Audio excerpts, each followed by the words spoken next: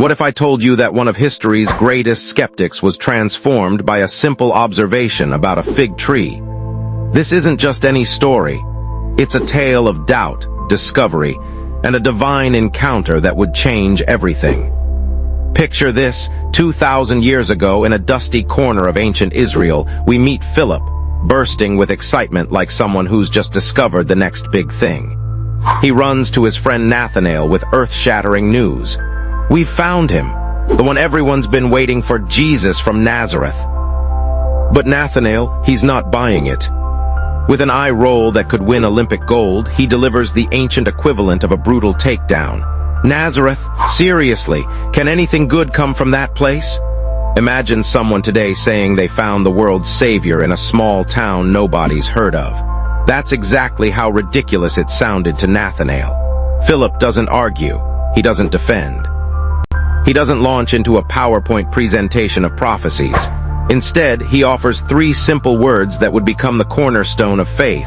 "Come and see." Sometimes the most powerful arguments are the simplest ones. Here's where things get interesting.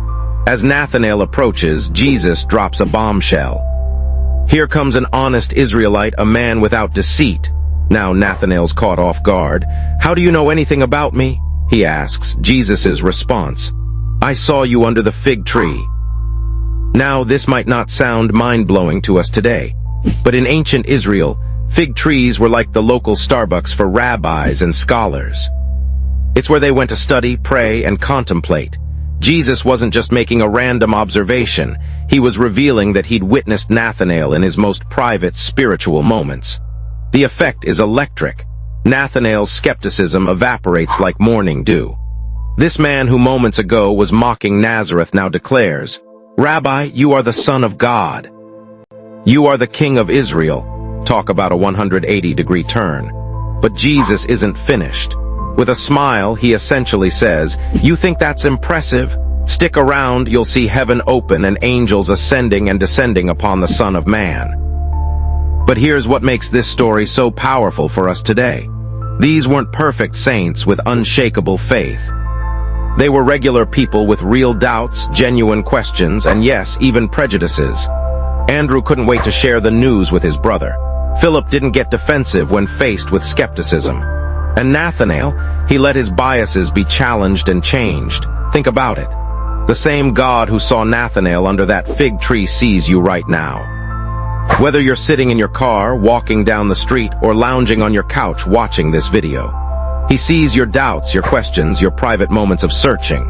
And just like Philip's invitation to Nathanael, the invitation stands today. Come and see. No elaborate arguments, no complex theology. Just a simple invitation to experience something or someone for yourself. This story reminds us that transformation doesn't always require grand gestures or dramatic events.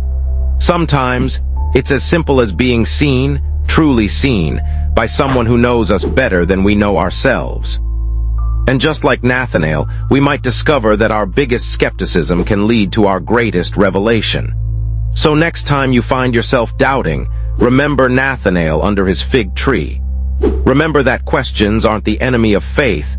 They're often the beginning of the most amazing journeys.